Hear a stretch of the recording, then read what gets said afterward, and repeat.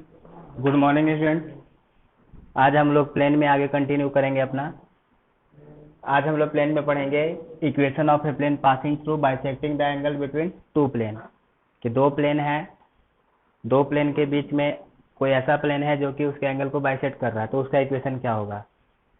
अब जैसे कि सपोज करो कि हम इक्वेशन लिखते हैं a1x b1y c1z plus d1 equal to 0। दूसरा प्लेन है a2x b2y c2z plus dt equal to 0। Suppose कीजिए दो प्लेन है। अब ये दो प्लेन इस तरीके से हो सकता है। मान लेते हैं कि एक प्लेन ऐसे है और एक प्लेन ऐसा है।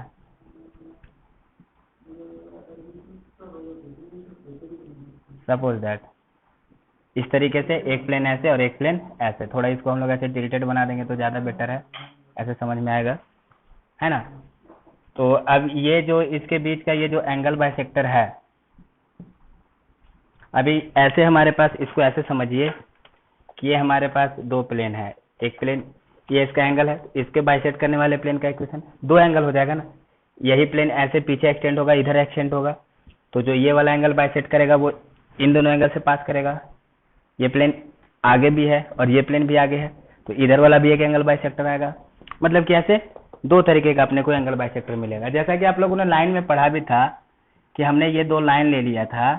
एक है a1x plus b1y plus c1 equal to 0, दूसरा a2x plus b2y plus c2 equal to 0। Coordinate geometry में हम लोगों ने पढ़ा था कि ये दो लाइन है तो इसके एंगल बाइसेक्टर दो होंगे। एक ये वाला एंगल बाइसेक्टर होगा और एक ये वाला एंगल बाइसेक्टर होगा, और दोनों एंगल बाइसेक्टर आपस में 90 डिग्री होता था। ठीक है, तो अब इसी में कोई एक्यूट एंगल होगा, कोई ऑब्ट्यूज एंगल होगा, तो ऐसे दो एंगल बाइसेक्टर आ सकते थे। तो एंगल बाइसेक्टर का हम लोगों ने क्या निकाला था, कैसे निकाला था। लाइन में हम लोगों ने क्या पढ़ा था कि अगर हम लोग एंगल बाइसेक्टर पे कोई सा भी पॉइंट ले लेंगे तो उस पॉइंट का डिस्टेंस दोनों लाइन से क्या आएगा, सेम आएगा। मतलब कि एंगल बाइसेक्टर को हमने यहाँ पे समझा था locus of A point which move such that distance of the point from the two line is always same, तो वो एंगल बाइसेक्टर वाला लोकस हो जाएगा। सिमिलरली उसी मैनर में अगर हमारे पास कोई प्लेन है, जैसे सपोज कीजिए कि ये हमारे पास प्लेन है, ठीक है, ये प्लेन। अब कोई एक ऐसा प्लेन है जो कि इसके एंगल बाइसेक्टर से पास हो रहा है, तो उस प्लेन पे तुम कोई सा भी पॉइंट ले लो और दोनों प्लेन के लिए परपेंडिकुलर डिस्टेंस निकालो, तो हमेशा क्या आएगा, दोनों सेम ही आ जाएगा, है कि नहीं। तो प्लेन में भी वही सिचुएशन है कि अगर जो एंगल बाइसेक्टिंग वाला प्लेन है, तो एंगल बाइसेक्टिंग वाला प्लेन है तो वहां से कोई सा भी पॉइंट हम लोग परपेंडिकुलर निकालेंगे दोनों प्लेन पे, तो वो क्या आएगा, सेम आएगा। मतलब इसी को अगर साइड से ऐसे देखा जाए कि सपोज करो ये प्लेन 1 है ऐसे और ये प्लेन 2 है ऐसे। सपोज करो ये प्लेन 1 है और ये प्लेन 2 है। अब इसके एंगल बाइसेक्टर में एक ये वाला प्लेन होगा ऐसा और एक ये वाला प्लेन होगा ऐसे, ठीक है। अब इस प्लेन पे कोई से भी पॉइंट्स ले लिया, उससे यहाँ पे परपेंडिकुलर बाइसेक्टर और सॉरी इस प्लेन पे कोई पॉइंट ले लो और यहाँ पे परपेंडिकुलर डिस्टेंस और इस पे परपेंडिकुलर डिस्टेंस, दोनों क्या आएगा, सेम आएगा। जैसे कि लाइन में एंगल बाइसेक्टर में कोई सा भी पॉइंट लेकर के हम लोग परपेंडिकुलर डिस्टेंस निकालते हैं तो सेम आता है, तो उसी तरीके से प्लेन पे भी क्या आ जाएगा, सेम आ जाएगा। तो इसका मतलब सपोज करो कि हमें क्या बताना है, यहाँ पे हमें बताना है कि ऐसे पॉइंट का लोकस जिससे इन दोनों पे परपेंडिकुलर डिस्टेंस खींचा जाए तो दोनों क्या आ जाएगा, सेम हो जाएगा। तो सपोज करो हम कोई पॉइंट ले लेते हैं, मान लीजिए हम कोई पॉइंट ले लेते हैं एक्स वाई जेड। अब एक्स वाई जेड से इस पे परपेंडिकुलर डिस्टेंस और इस पे परपेंडिकुलर डिस्टेंस, दोनों का वैल्यू क्या होना चाहिए, सेम होना चाहिए। यानी कि इस पे परपेंडिकुलर डिस्टेंस और इस पे परपेंडिकुलर डिस्टेंस क्या होना चाहिए, सेम होना चाहिए। तो जो ऐसा लोकस आएगा वो किसका आ जाएगा, वो एंगल बाइसेक्टर वाले प्लेन का आ जाएगा।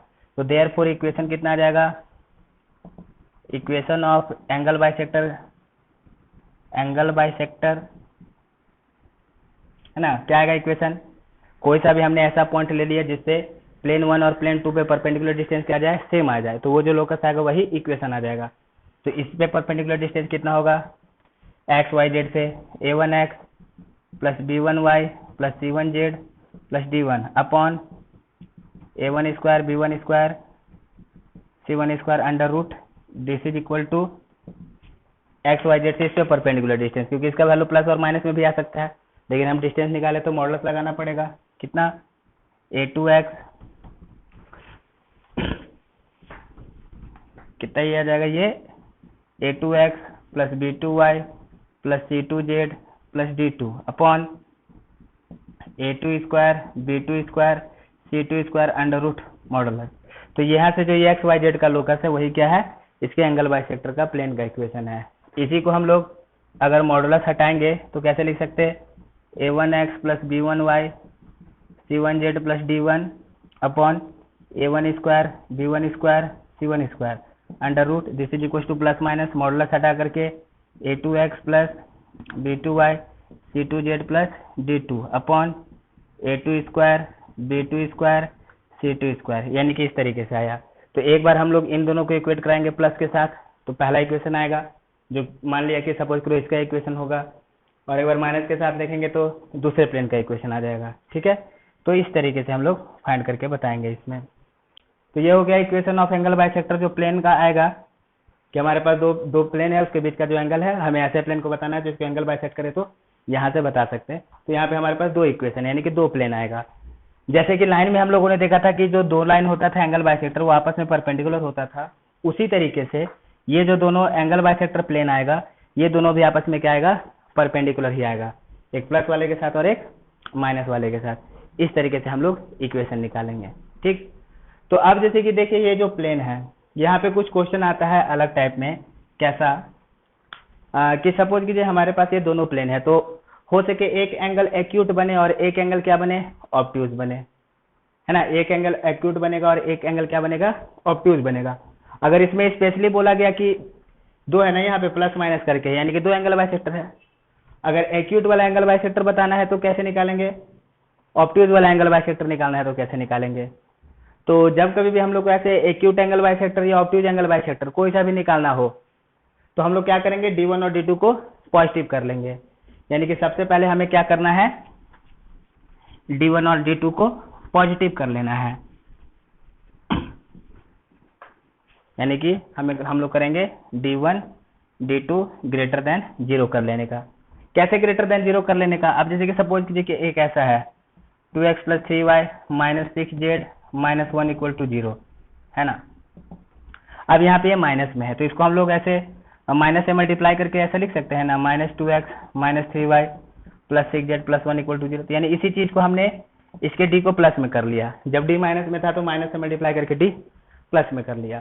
तो सबसे पहले हम लोग क्या करेंगे, d1 और d2 को पॉजिटिव कर लेंगे, d1 और d2 को पॉजिटिव कर लेंगे। उसके बाद हम लोग फाइंड करेंगे a1 a2 b1 b2 c1 c2, जैसा कि हम लोग लाइन में फाइंड करते थे, है ना। हम लोग इसका वैल्यू फाइंड करेंगे। अगर इसका वैल्यू अगर ये ग्रेटर देन 0 आ गया, अगर इसका वैल्यू ग्रेटर देन 0 है तो एक्यूट एंगल बाइसेक्टर में जो आएगा प्लेन, ऐसा प्लेन जो कि एक्यूट एंगल बाइसेक्टर होगा, उसमें हम लोग लिखेंगे प्लस वाला करके, सॉरी माइनस वाला, यानी इस तरीके से यह आ जाएगा a1x plus b1y plus c1z plus d1 upon a1 square b1 square c1 square under root equal to minus a2x plus b2y plus c2z plus d2 upon a2 square plus b2 square plus c2 square. ऐसा मतलब कि जब ये a1 a2 plus d1 d2 तो positive होना ही चाहिए, जब ये पॉजिटिव है तो एक्यूट एंगल बाइसेक्टर के लिए कौन सा लेंगे, यहाँ पे माइनस लेंगे। जैसा लाइन में लिया था सेम उसी के जैसा चल रहा है। इस चीज का प्रूफ रहने देते हैं, प्रूफ हमें पढ़ना नहीं है और उसका यूज भी नहीं होता है, डायरेक्ट आपको इसको इस्तेमाल करने आना चाहिए। ये हो गया, एक्यूट एंगल के लिए ऐसा लिखेंगे और ऑब्ट्यूज के लिए क्या हो जाएगा, ऑब्ट्यूज के लिए प्लस लिख देंगे, है ना। ये एक्यूट एंगल के लिए ऐसा और ऑब्ट्यूज एंगल के लिए, ऑब्ट्यूज एंगल बाइसेक्टर इक्वेशन कितना हो जाएगा, a1x b1y c1z plus d1 upon a1 square b1 square c1 square, this is equal to plus a2x b2y c2z plus d2 upon a2 square b2 square c2 square under root. यानी obtuse वाले के लिए plus में, acute के लिए minus में। कब, जब ये ग्रेटर देन 0 है तो, और जब ये लेस देन 0 हो जाएगा तो क्या हो जाएगा, वाइस वर्सा। और जब a1 a2 plus b1 b2 plus c1 c2 less than 0 हो जाएगा, लेस देन 0 हो जाएगा तो एक्यूट के लिए आ जाएगा ये वाला, है ना, प्लस वाला लगा करके एक्यूट आ जाएगा, और माइनस वाला आ जाएगा ऑब्ट्यूज के लिए। ठीक है, ये हमारे पास एक कॉन्सेप्ट है। दूसरा इसमें हमारे पास एक आता है कि पूछता है कि अब जैसे उसमें एक और इसमें ऐसा पूछा जाता है कि जिस पार्ट में, जिस एंगल में ओरिजिन लाई करता है उस एंगल का बाइसेक्टर का इक्वेशन लिखिए। यानी कि जैसे कि सपोज कीजिए कि मान लो हमारे पास ये ऐसे है, ये x है, ये y है, और सपोज करो ये z है। हमने ये एक प्लेन लिया, ठीक है, ये प्लेन ऐसा है सपोज करो, ठीक, ये एक प्लेन लिया, ये एक प्लेन लिया, ऐसे सपोज कीजिए ये एक प्लेन है और ये एक प्लेन है। ठीक, अभी क्या है, इस वाले एंगल में ओरिजिन लाई करता है, इस वाले एंगल में ओरिजिन लाई नहीं करता है। अब क्वेश्चन आएगा find the equation of the angle bisector in which origin lie. मतलब कि हमको ऐसे प्लेन का इक्वेशन लिखना है, यानी कि इस एंगल का, क्योंकि इस एंगल में ओरिजिन लाई कर रहा है। तो फिर हम लोग क्या करेंगे, है ना, तो उसके लिए भी इसी में इंक्लूडेड है।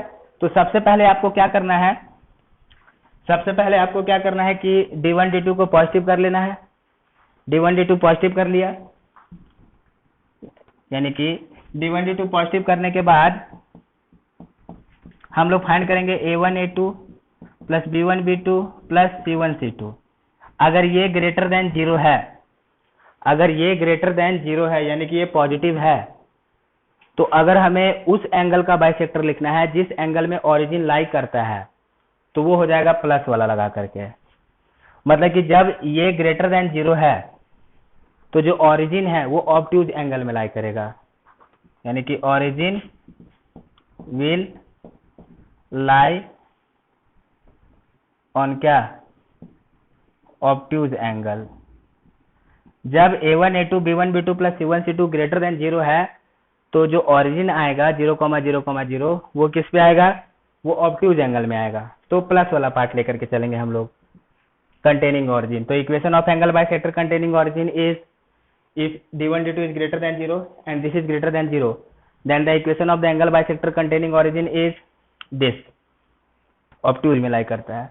उसी तरीके से अगर a1 a2 plus b1 b2 plus c1 c2 less than 0 हो गया तो जो ओरिजिन आएगा, origin lie in acute angle, origin lie in क्या, acute angle, origin acute angle में लाई करेगा। तो ओरिजिन एक्यूट एंगल में लाई करेगा तो हम लोग क्या करेंगे, अगर ये लेस देन 0 है तो एक्यूट एंगल का बाइसेक्टर कौन सा हो जाएगा, हम लोग ये वाला बाइसेक्टर लिख देंगे। ठीक है, मतलब कि सबसे पहले हम लोग ये निकालेंगे, अगर ये ग्रेटर देन 0 हो गया तो origin will lie in the obtuse angle. तो origin will lie in the obtuse angle, तो इस सिचुएशन में ये जो ऑब्ट्यूज एंगल है वो ऐसा है, प्लस वाला पार्ट। उसी तरीके से अगर माइनस आया तो किस में आएगा, वो एक्यूट एंगल में आ जाएगा। और जब एक्यूट एंगल में आ जाएगा तो हम लोग कैसे करके लिखेंगे, माइनस वाले के साथ लिख देंगे तो अपना आंसर आ जाता है। ठीक है, मतलब देखिए सबसे पहले हमें क्या करना है, हमें एक बार फिर से समझिए, इक्वेशन ऑफ ए प्लेन, हमें बाइसेक्टर निकालना है प्लेन का।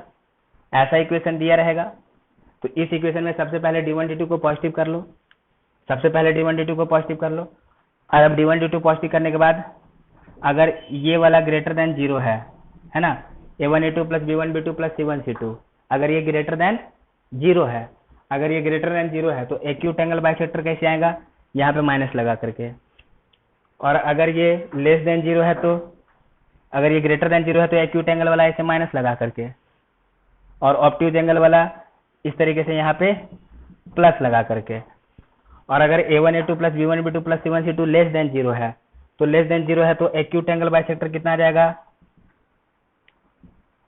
एक्यूट एंगल बाइसेक्टर आ जाएगा भी प्लस लगा करके, यानी ऐसा a1 a2 सॉरी इधर से यह आ जाएगा a1x plus b1y plus c1z plus d1 upon a1 square b1 square c1 square under root this is equal to, ये लेस देन 0 है ना तो यहाँ पे प्लस वाला लिखेंगे, a2x b2y c2z plus d2 upon a2 square b2 square c2 square under root. ये acute के लिए, ये लेस देन 0 हुआ तो। और ऑब्ट्यूज के लिए क्या आ जाएगा, ऑब्ट्यूज एंगल बाइसेक्टर कितना आ जाएगा, यह आ जाएगा a1x plus b1y plus c1z plus d1 upon a1 square plus b1 square plus c1 square under root this is equal to minus a2x b2y c2z plus d2 upon root under a2 square b2 square c2 square, यानी ऐसे निकाल देंगे। ठीक है, इस तरीके से। और अब एक आता है equation of the angle bisector in which origin lie, in which origin lie, यानी कि जिस एंगल में ओरिजिन है हमको उसका बाइसेक्टर बताना है। तो सबसे पहला अपना काम है d1 d2 को जीरो कर लीजिए, सॉरी ग्रेटर देन जीरो कर लीजिए, पॉजिटिव कर लीजिए। पॉजिटिव करने के बाद अगर इसका वैल्यू ग्रेटर देन जीरो है, इसका वैल्यू ग्रेटर देन जीरो है, तो ओरिजिन किस में आएगा, ऑब्ट्यूज में आएगा। तो equation of the angle bisector of the angle containing origin is, इस सिचुएशन में ऑब्ट्यूज वाले का, यानी कि ऐसे प्लस लगा करके, है ना। उसी तरीके से अगर हमारे पास ऐसा आ गया a1 a2 b1 b2 plus c1 c2 less than zero, तो ऑरिजिन किस में लाई करेगा, origin lie on acute angle, origin acute angle में लाई करेगा। तो ऑरिजिन एक्यूट एंगल में लाई करेगा, तो एक्यूट एंगल वाले का बाइसेक्टर बताना है इस सिचुएशन में। तो क्या आ जाएगा, वो ये प्लस आ जाएगा। मतलब क्या हम लोग देख रहे हैं कि जब कभी भी आपको वैसे एंगल का बाइसेक्टर बताना है जिस एंगल में ऑरिजिन लाई करता है, तो हमेशा प्लस वाला ही सिचुएशन है, a1 a2 plus b1 b2 plus c1 c2 को ऐसा रख करके। ओके, ठीक है। तो इस पे एक एग्जाम्पल कर लेते हैं। अभी क्वेश्चन है जो हमने पढ़ा उस पे, find the equation of the bisector plane of the angle between the planes, यानी कि हमारे पास ऐसे दो प्लेन दिया हुआ है 2x minus y minus 2z minus 3 equal to 0। अब जरा देखिए, मैंने क्या बोला था कि जब कभी भी हम लोग ऐसे प्लेन का इक्वेशन लिखेंगे तो d को पॉजिटिव बना लेंगे, है ना। तो इसको पॉजिटिव बना लेते हैं, तो कितना लिखेंगे, माइनस से मल्टीप्लाई करके 2x plus y plus 2z plus 3 equal to 0, यानी ये पहला इक्वेशन है प्लेन का। और दूसरा equation 3x minus 2y minus 6z plus 8 equal to 0। ये दो प्लेन आ गए, तो हमें क्या बताना है, specify the plane which bisect the acute angle and which bisect the obtuse angle. यानी हमने यहाँ पे d1 d2 को पॉजिटिव कर लिया, d1 d2 पॉजिटिव कर लिया है, अब कोई प्रॉब्लम नहीं है। अब यहाँ से हम लोग इन दोनों प्लेन को देखिए, तो यहाँ से a1 a2 plus b1 b2 plus c1 c2 निकालते हैं, कितना आ जाएगा, minus 2 into 3 plus 1 into minus 2, है ना, प्लस 2 इंटू माइनस 6, यानी कितना आ गया, माइनस 6 माइनस 2 माइनस 12, ठीक है ना, माइनस 6, यानी ये कितना आ गया, ये माइनस 8, ये आ गया minus 20, this is less than 0। तो यानी कि ये जो a1 a2 plus b1 b2 plus c1 c2 आया, ये क्या आया, लेस देन 0 आया। तो लेस देन 0 आया, तो जब लेस देन 0 आता है तो उस टाइम पे एक्यूट एंगल बाइसेक्टर क्या हो जाएगा, एक्यूट एंगल बाइसेक्टर प्लस लेकर के, है ना। ग्रेटर देन 0 आता है तो एक्यूट एंगल बाइसेक्टर माइनस लेकर के, लेकिन यहाँ पे जब लेस देन 0 आता है तो एक्यूट एंगल बाइसेक्टर प्लस लेकर के। कितना हो जाएगा, ये हो जाएगा minus 2x plus y plus 2z plus 3 upon minus 2 square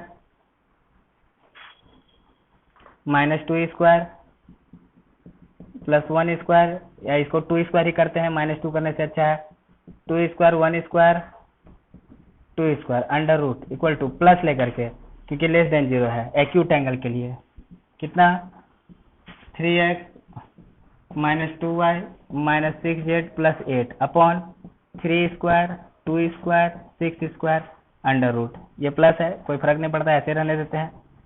solve कर लेते हैं।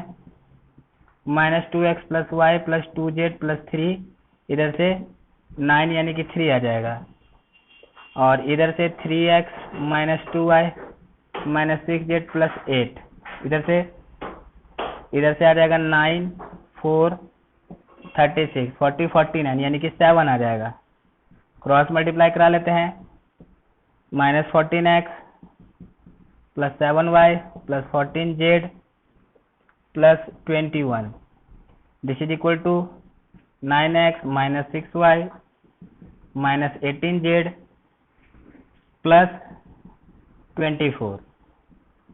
ओके, इधर लेके आओ सबको, तो -14 और -9 यानी कि -14x इधर से और इधर से -9x, कितना हो जाएगा -23x। इधर से 7y और इधर से 6y आएगा प्लस होकर के, ये कितना हो जाएगा 13y। इधर से 14 है और ये 18 और आ जाएगा, कितना हो जाएगा ये +32 ना, 18 और 14 ठीक है 32z। इधर से ये 21 है, इधर से -24 आएगा, कितना बचेगा ये -3 = 0।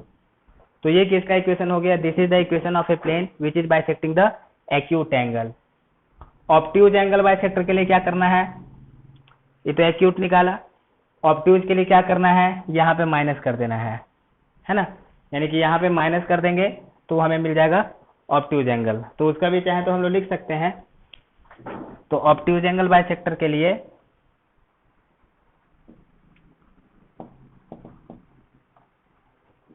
ठीक, ये <0 है, तो ऑब्ट्यूज एंगल के लिए वहां पे केवल माइनस लिख करके चलना है ना। तो माइनस लिख करके चलेंगे तो क्या होगा, बाकी ये सब तो सेम रहेगा, केवल ये पूरा माइनस से मल्टीप्लाई हो जाएगा, है कि नहीं। देखिए ना, ये एक माइनस रखना है, माइनस सबको कॉमन मल्टीप्लाई होगा, तो यहाँ तक तो सेम आएगा, ये बस ये पूरा माइनस से मल्टीप्लाई हो जाएगा। तो कैसा लिखेंगे, -14x + 7y + 14z + 21 equal to minus, सब माइनस से मल्टीप्लाई होगा, -9x + 6y + 18z - 24, और इन सबको इधर लेकर के आइए, तो इधर 9 आ जाएगा प्लस में, इधर माइनस है तो -5x बचेगा, इधर माइनस में आ जाएगा तो इधर बचेगा केवल y, इधर आएगा तो माइनस में तो -4z बचेगा, ये इधर आएगा तो प्लस में, तो कितना हो जाएगा ये प्लस, ये हो जाएगा 45, दिस इज इक्वल टू 0। तो ये वाला हो गया ऑब्ट्यूज एंगल बाइसेक्टर, और ये वाला हो गया एक्यूट एंगल बाइसेक्टर। अब इसमें कहता है कि इसमें बताना है कि कौन सा प्लेन है जो कि उस एंगल को बाइसेक्ट कर रहा है जिस एंगल पे ऑरिजिन लाई करता है। तो हमने क्या पढ़ा कि अगर a1 a2 + b1 b2 + c1 c2 अगर > 0 है तो ऑरिजिन लाई करता है in obtuse angle, origin obtuse angle में लाई करता है। और अगर a1 a2 b1 b2 c1 c2 < 0 है तो ऑरिजिन किस में लाई करता है? Origin lie in acute angle. तो मतलब कि एक्यूट एंगल वाला बाइसेक्टर ही उस एंगल का बाइसेक्टर है जिसमें ऑरिजिन लाई करता है। तो यहाँ पे एक्यूट एंगल वाला बाइसेक्टर ये वाला आया, मतलब कि यही एक्यूट एंगल बाइसेक्टर है और यही है उस एंगल का बाइसेक्टर जिसमें ऑरिजिन लाई करता है, और ये ऑब्ट्यूज का हो गया। ठीक, तो जैसा लाइन में पढ़ा था कॉन्सेप्ट, सेम कॉन्सेप्ट यहाँ पे भी अप्लाई करना है। ठीक है, ओके, आगे हम लोग नेक्स्ट पॉइंट पढ़ते हैं।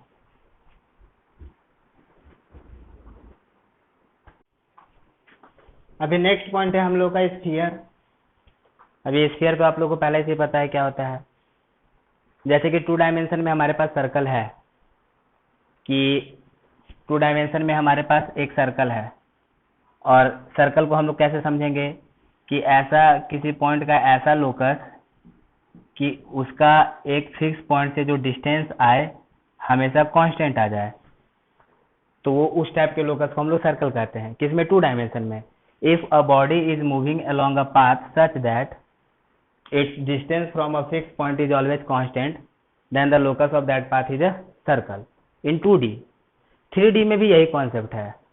कोई बॉडी इस तरीके से मूव कर रहा है, कोई ऑब्जेक्ट इस तरीके से, या कोई पॉइंट इस तरीके से मूव कर रहा है कि उसका एक फिक्स पॉइंट से डिस्टेंस हमेशा क्या आ जाए, कांस्टेंट आ जाए, तो वो जो आएगा अपने पास लोकस उस पॉइंट का, वही क्या कहलाएगा, वही हमारा स्फीयर कहलाएगा। जाहिर सी बात है कि स्फीयर में भी क्या होता है, आप सेंटर से स्फीयर में कहीं पे भी आप डिस्टेंस निकालिए, वो सब किसके बराबर आता है, रेडियस के बराबर होता है।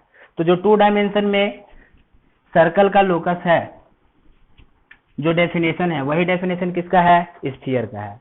मतलब locus of A point 3D में ना, यानी कि इन 3 dimension, locus of a point such that its distance from a fixed point वही क्या होगा, circle centre, is always constant, है ना, और वो किसके बराबर आना चाहिए, रेडियस के बराबर आना चाहिए। तो इस टाइप के लोकस को हम लोग स्फीयर कहेंगे, है ना। तो इसका देख लेते हैं, इसका जनरल इक्वेशन क्या आएगा स्फीयर का। तो वेक्टर फॉर्म में देख लेते हैं कि सपोज कीजिए ये मान लो कि सेंटर है, सपोज करो सेंटर है, इसका पोजीशन वेक्टर सी है, सपोज दैट सेंटर है, सेंटर का पोजीशन वेक्टर सी है, और सपोज करो कि इसका जो रेडियस है, मान लो हम रेडियस ले लेते हैं आर के बराबर, इसका रेडियस आर के बराबर है। सपोज करो कि हमारे पास ये ओरिजिन है, इस सेंटर का पोजीशन वेक्टर सी है। अब हम क्या करते हैं कि कोई सा भी हम लोग एक पॉइंट ले ले आर, मान लो हमने कोई एक पॉइंट ले लिया पी, आर्बिट्रेरी हम कोई सा भी पॉइंट ले रहे हैं पी, जिसका पोजीशन वेक्टर आर के बराबर है। अब ये वाला डिस्टेंस कितना आ जाएगा फिर, पीसी बराबर कितना है, TC is equal to r के बराबर है। टीसी डिस्टेंस है ना, डिस्टेंस कैसे लिखेंगे, position vector of r minus position vector of c, यानी इसको हम लोग ऐसे r minus c distance this is equal to r, इसको ऐसा करते हैं ना, रेडियस ए लिखते हैं क्योंकि आर ये सेम हो जाएगा। तो मान लो कि रेडियस ए है, तो r minus c, PC distance है ना एक तरीके से पीसी, तो पीसी डिस्टेंस कितना लिखा जा सकता है, इसका पोजीशन वेक्टर माइनस इसका पोजीशन वेक्टर, इसलिए हमारे पास एक पॉइंट है ए और बी, इसका पोजीशन वेक्टर ए है, इसका पोजीशन वेक्टर बी है, तो हम लोग ए बी कैसा लिख सकते हैं, a b equal to b minus a लिख सकते हैं, या फिर ए माइनस बी, ऐसे भी तो लिखा जा सकता है ना, मैग्नीट्यूड ही लिख रहे हैं। तो उसी हिसाब से हमने, ये हमारे पास कोई स्फीयर है जिसका सेंटर है, मान लिया सेंटर का पोजीशन वेक्टर सी है, सेंटर का पोजीशन वेक्टर सी है, हमने कोई पॉइंट ले लिया अपने मन से पी, आर्बिट्ररी जिसका पोजीशन वेक्टर आर है, तो ये डिस्टेंस रेडियस के बराबर होना चाहिए, तो उस डिस्टेंस को हमने रेडियस के बराबर ले लिया। अब इसी को हम लोग कैसे लिखेंगे, मैग्नीट्यूड आर माइनस सी ऐसे लिखा जा सकता है, दिस इज इक्वल टू ए। तो यहाँ से जो आर का लोकस आएगा वही क्या है, स्फीयर है। अब इसी को हम लोग ऐसे भी लिख सकते हैं, आर माइनस सी का square equal to a square. अब ये जब हम लोग किसी वेक्टर के मैग्नीट्यूड का स्क्वायर लिखते हैं, तो उस वेक्टर को उसी के साथ डॉट प्रोडक्ट किया तो वही चीज आता है, किसी वेक्टर को जब उसी के साथ डॉट प्रोडक्ट किया तो उसका मैग्नीट्यूड का स्क्वायर आ जाता है ना। तो हम लोग चाहें तो इसको फिर ऐसे भी लिख सकते हैं, r minus c dot r minus c this is equal to a square, यानी कि हम लोग को वेक्टर के फॉर्म में आ गया किसका लोकस, स्फीयर का लोकस, यानी कि ये अपने पास सबसे बेस्ट है, r minus a square equal to a square, this is the locus of sphere. Okay, अब इसी को हम लोग कार्टेशियन फॉर्म में कैसे लिखेंगे। अब कार्टेशियन फॉर्म में लिखने के लिए हम लोग ऐसा मान, ये तो वेक्टर फॉर्म में आ गया, इन वेक्टर फॉर्म। अब इन कार्टेशियन फॉर्म, इसको आगे लिखते हैं इधर, इन कार्टेशियन फॉर्म में क्या करते हैं, सपोज करो कि हम सी को ले लेते हैं x not i y not j z not k, मतलब कि सपोज कीजिए ये सेंटर है, सेंटर का कोऑर्डिनेट है, और आर आर्बिट्रेरी है कोई, तो हम लोग इसको एक्स आई वाई जे जेड के ऐसा लिख सकते हैं, है ना। तो यहाँ से हम लोग आर माइनस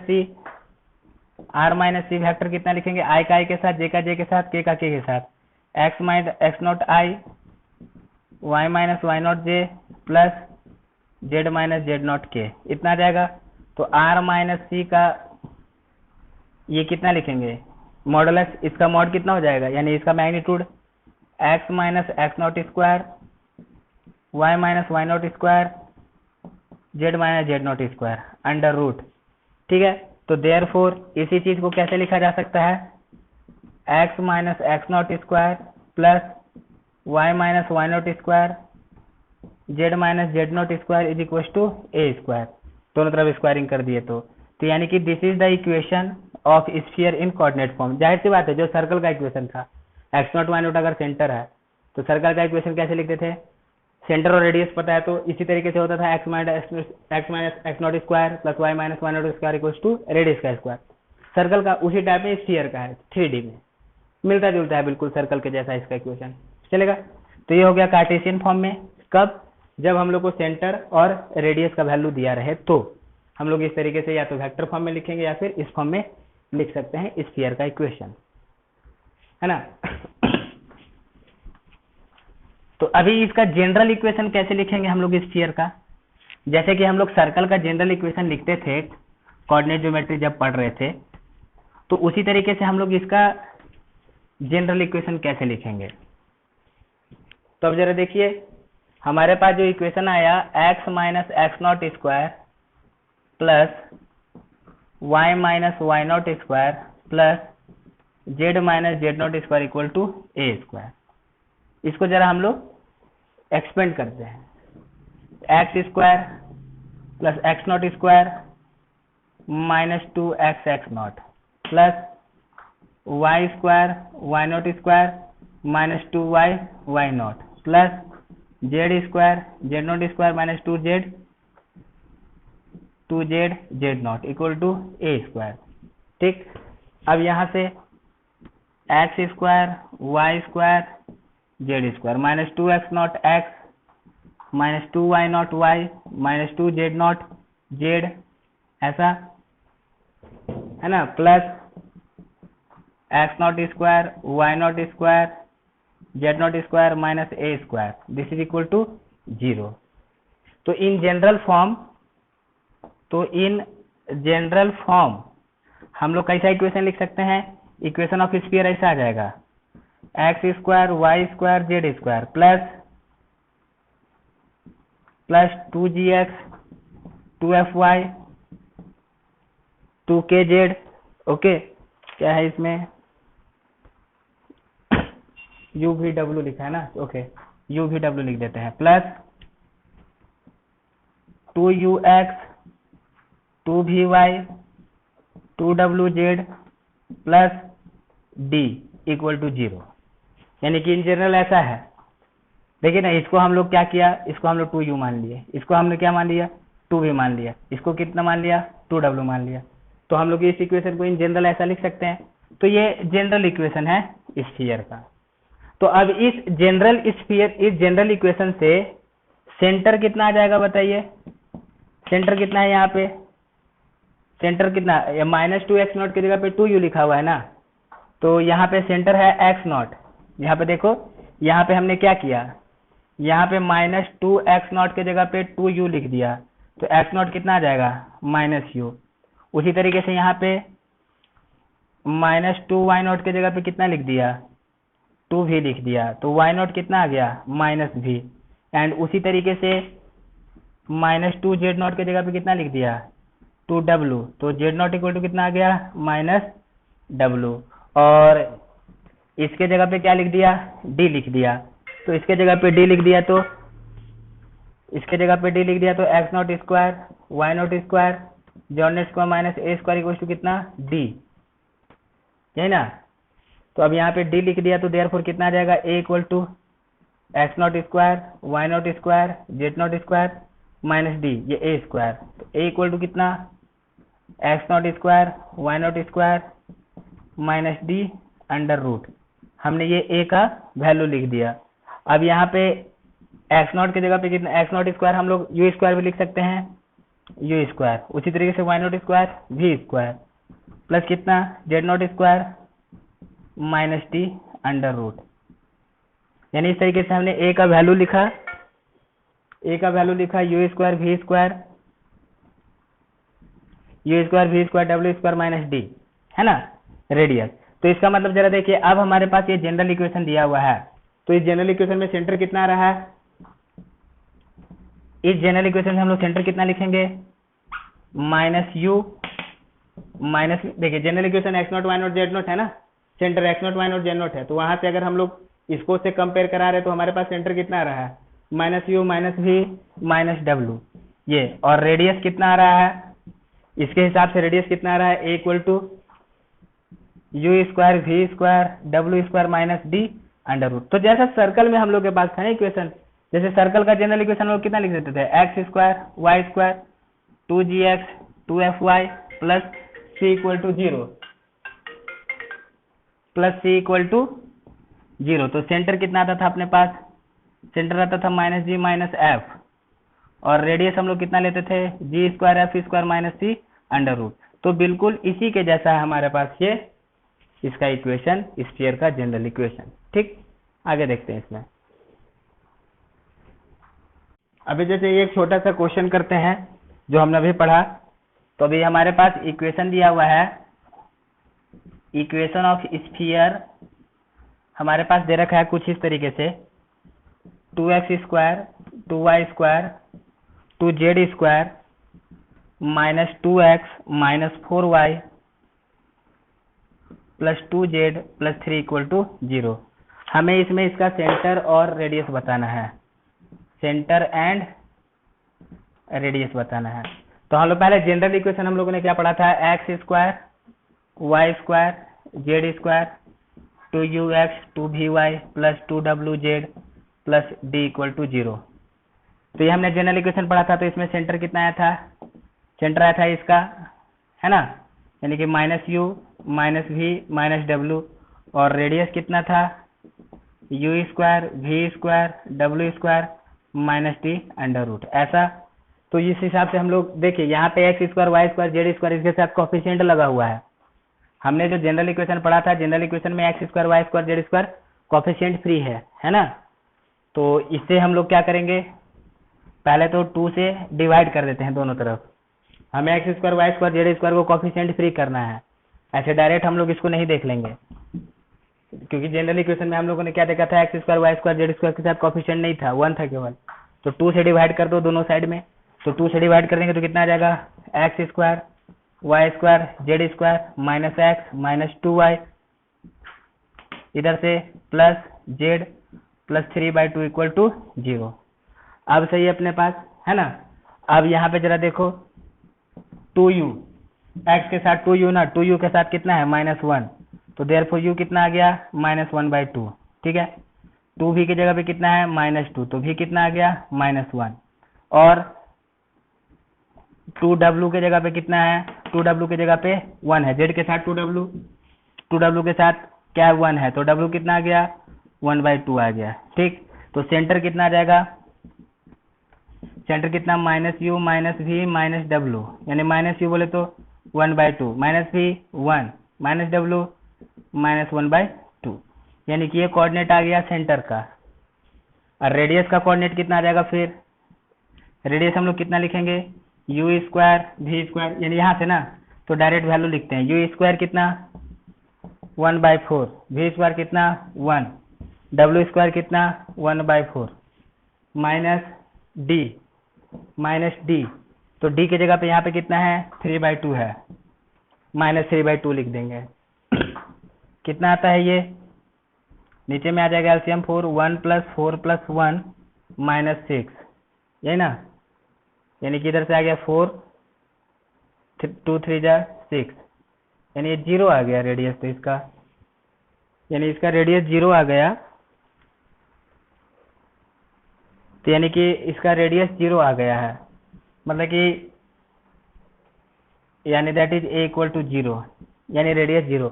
अब जैसे देखिए रेडियस 0 कैसे हो गया, हम लोगों ने इसे पहले पढ़ा था पॉइंट सर्कल, याद कीजिए लोकस में पॉइंट सर्कल, जो पॉइंट सर्कल का रेडियस 0 हो जाता था। तो उसी तरीके से ये भी हमारे पास ऐसा क्या है, एक 3 डायमेंशन में हम लोग एक पॉइंट स्फीयर की बात कर रहे हैं, यानी एक पर्टिकुलर पॉइंट का ही बात कर रहे हैं एक तरीके से। ठीक है, तो इस वजह से ये रेडियस 0 आ गया यहाँ पे, मतलब कि कॉन्सेप्ट यही है आपको, ये कुछ इस तरीके से दिया हुआ था कि इसका रेडियस 0 हो गया, इन जनरल 0 होता नहीं है, मतलब कि एक ऐसा पॉइंट स्फीयर है, जैसे कि हमने पॉइंट सर्कल पढ़ा था उसी तरीके से एक पॉइंट स्फीयर है, मतलब एक पर्टिकुलर पॉइंट की ही बात कर रहे हैं, है ना। तो ये हमारे पास रिलेशन आ गया, ठीक है। तो जो तरीका था अपना फाइंड करने का वही तरीका सब में रहेगा, इसमें हमने जो तरीका लगाया आगे भी अदर क्वेश्चंस में सेम यही तरीका रहता है, ठीक है। अब इसमें एक नेक्स्ट पॉइंट आता है ऐसा कि जैसे कि सर्कल में पढ़ा था डायमेट्रिक फॉर्म, सर्कल में डायमेट्रिक फॉर्म पढ़ा था हम लोगों ने, तो इसमें भी हमारे पास है डायमेट्रिक फॉर्म, यानी equation of sphere if and point of diameter is given. तो जरा सर्कल को पहले चेक करते हैं हम लोग। जैसे कि सर्कल में हम लोगों ने क्या पढ़ा था कि मान लो ये डायमीटर है और डायमीटर है, बीच में इसका सेंटर है, तो होता क्या था कि ऐसे ये वाला जो पार्ट आ जाएगा ये सेमी सर्कल आ जाएगा, तो सेमी सर्कल पे कोई सा भी ट्रायंगल बनता है, सेमी सर्कल पे कोई सा भी ट्रायंगल बनता है तो क्या होता है, वो राइट एंगल ट्रायंगल बनता है कि नहीं।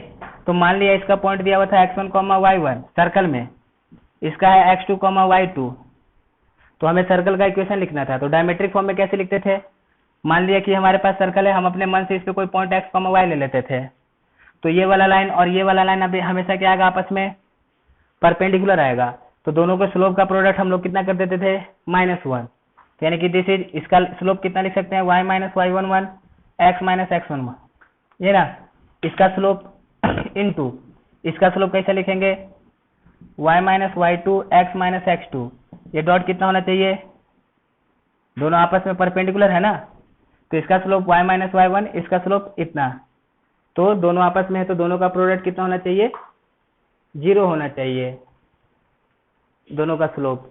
तो इसका स्लोप हमने निकाल दिया y - y1 x - x1 dot y -1, क्योंकि जब परपेंडिकुलर होता है तो प्रोडक्ट कितना होता है, -1, तो दोनों परपेंडिकुलर है तो स्लोप कितना, -1, तो यहाँ से कितना आ गया, y - y1 y2, this is equal to x - x1 x - x2, इधर से माइनस में, तो जब इसको इधर लेके आ जाएंगे तो y - y1 y - y2 plus x - x1 x - x2, this is equal to 0।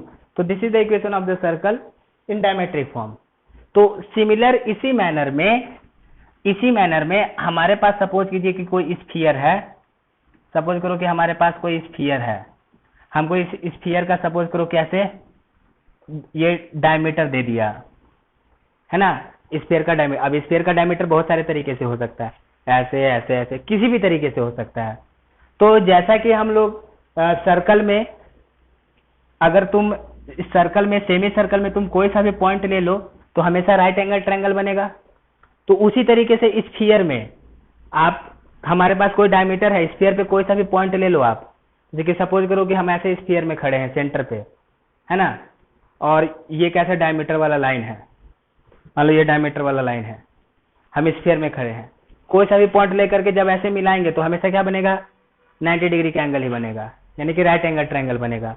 तो जैसा कि सर्कल में होता है कि डायमीटर के एंड में पॉइंट है और बाकी कोई सा भी पॉइंट तुम सेमी सर्कल पे लो, या 2 पॉइंट डायमीटर के एंड पे है और कोई सा भी पॉइंट आप सर्कल पे लो, तो जब उन दोनों को मिलाओगे तो 90 डिग्री बनेगा। तो वही चीज स्फीयर में भी होता है कि डायमीटर पे 2 पॉइंट है, अब स्फीयर में तुम कहीं पे भी पॉइंट ले सकते हो, यहाँ ले सकते, यहाँ ले सकते, यहाँ ले सकते, कहीं पे भी ले सकते हैं, और जब आप मिलाओगे तो हमेशा 90 डिग्री का एंगल बनेगा। तो सपोज करो कि ये डायमीटर का पॉइंट है, ये डायमीटर का पॉइंट है, हमने अपने मन से, सपोज करो कि इसका पोजीशन वेक्टर है मान लो a, मान लो ये डायमीटर है, इसका पोजीशन वेक्टर a है, ये डायमीटर का दूसरा पॉइंट है, इसका पोजीशन वेक्टर b है।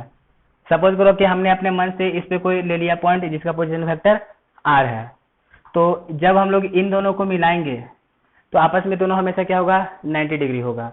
तो 90 डिग्री होगा तो यानी कि दोनों वेक्टर का डॉट प्रोडक्ट कितना होना चाहिए, 0 होना चाहिए। तो कैसे लिखेंगे, r - a dot r - b, ये हमेशा कितना होना चाहिए, -1 होना चाहिए, क्योंकि ये दोनों वेक्टर आपस में परपेंडिकुलर हो जाएगा। जैसे कि सपोज करो कि हमारे पास ये a है, ये b है और ये p है, स्फीयर में भी तो ये pa डॉट pb है ना, यानी या फिर AP डॉट BP, ये भी क्या होना चाहिए, यानी कि यहाँ से AP डॉट BP ये भी कितना होना चाहिए, -1 होना चाहिए। क्यों? क्योंकि दोनों के बीच में एंगल कितना है, दोनों 90 डिग्री है। तो 90 डिग्री है तो डॉट प्रोडक्ट हम लोग इनका दोनों वेक्टर का, सॉरी यहाँ पे ऐसे नहीं करेंगे, डॉट प्रोडक्ट यहाँ पे हम लोग को 0 लेना पड़ेगा ना। दो वेक्टर है, सॉरी वहाँ पे स्लोप के टर्म में चल रहा था कि स्लोप का प्रोडक्ट कितना होता है, -1 होता है। यहाँ पे वेक्टर के फॉर्म में चल रहे हैं कि मान लिया हमने डायमीटर का, हमारे पास एक पॉइंट A है, पोजीशन वेक्टर A है, यानी कि ऐसे समझो कि ये ओरिजिन है, मान लिया इसका पोजीशन वेक्टर है A, इसका पोजीशन वेक्टर है B, और अपने मन से आर्बिट्रेरी हमने एक पोजीशन वेक्टर ले लिया है R। A भी डायमीटर का पॉइंट है, R कहीं स्फीयर पे है, तो ये वाला वेक्टर और ये वाला वेक्टर आपस में परपेंडिकुलर है। तो जब दो वेक्टर आपस में परपेंडिकुलर होता है तो उनका डॉट प्रोडक्ट कितना हो जाता है, 0। तो यानी कि यहाँ पे डॉट प्रोडक्ट हम लोग कितना करेंगे, 0 करेंगे। इसमें देखिए यहाँ पे स्लोप का प्रोडक्ट -1 करा रहे हैं, यहाँ पे वेक्टर का प्रोडक्ट -1 नहीं करा रहे हैं, यहाँ पे स्लोप का प्रोडक्ट -1 करा रहे हैं। यहाँ पे ये दोनों वेक्टर आपस में परपेंडिकुलर हो जाएगा, तो इसको हम लोग कितना लिख देंगे, 0 लिख देंगे। अब इसको 0 लिख देंगे तो यहाँ से सॉल्व करके निकाला जा सकता है, यानी कि this is the equation of sphere in diametric form. Diameter का दोनों एंड दिया हुआ है। तो अगर सपोज करो कि इसको कार्टेशियन फॉर्म में लिखना चाहें तो, अगर कार्टेशियन फॉर्म में लिखना चाहें तो आसान है। सपोज करो कि A का कोऑर्डिनेट है, जो पोजीशन वेक्टर A है, ये x1i y1j z1 के दिया हुआ है, और सपोज करो जो B है, B का कोऑर्डिनेट है x2i y2j z2 दिया हुआ है, सपोज करो, ठीक। और अब यहाँ से मान लिया कि हमारे पास ये R है, xi yj z के, ये कोई आर्बिट्रेरी है ना, तो आर्बिट्रेरी है तो इतना लिख सकते हैं। अब इस तरीके से किया जाए, r minus a dot r minus b, ये कितना होना चाहिए, 0।